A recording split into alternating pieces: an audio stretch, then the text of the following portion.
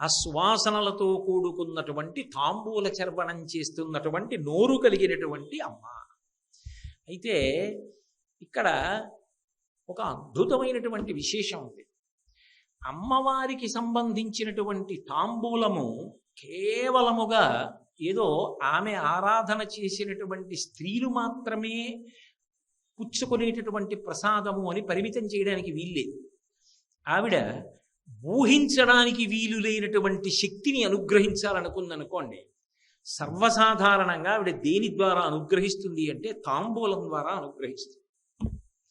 అందుకే మీరు ఎప్పుడైనా చూడండి, కవితా ధార ఆమె ఇవ్వవలసి వచ్చిందనుకోండి, గొప్ప కవిత్వాన్ని ఇవ్వవలసి వస్తే ఆమె తన తాంబూలపు పిడచ నోట్లో పెడుతుంది. మూకశంకరులను అలా అనుగ్రహించింది. ఆ తల్లి తన యొక్క అనుగ్రహాన్ని తాంబూలం ద్వారా అనుగ్రహించిందా, ఇంకా దాని శక్తి చెప్పడం సాధ్యం కాదు.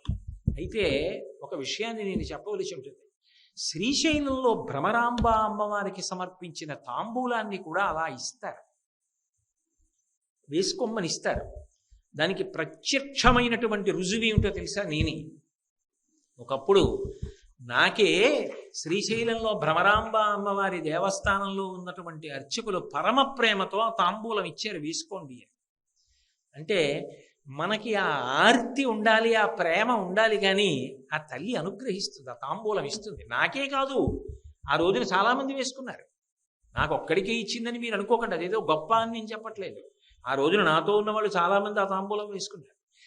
చాలామంది సువాసినులకు కూడా అక్కడ పొద్దున్నే పూజలో పెట్టిన తాంబూలం ఇస్తూ ఉంటారు అమ్మవారు. నేనే చూశాను ప్రత్యక్షంగా అలా తాంబూలం ఇవ్వడం ఆ రోజున. కాబట్టి కర్పూర ద్రవమిశ్ర చూర్ణ కదిరామోదోల్ల సద్వీటికాం, ఆ తాంబూలపు పిడచ పెట్టడం ద్వారా, తాంబూల చర్వణం చేస్తున్న అమ్మవారి నోటి వంక చూడడం ద్వారా ఎంత ఫలితాన్ని పొందవచ్చు చెప్పడం సాధ్యం కాని విషయం. అంతకన్నా మహోత్కృష్టమైన విషయం ఉంటుంది అని చెప్పడం చాలా కష్టం. అందుకే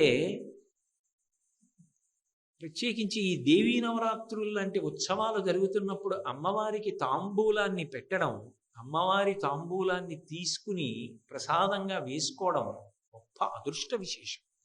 అది కేవలం స్త్రీలకు మాత్రమే కాదు, పురుషులకు కూడా ఎనలేని శక్తిని కటాక్షించగలదు.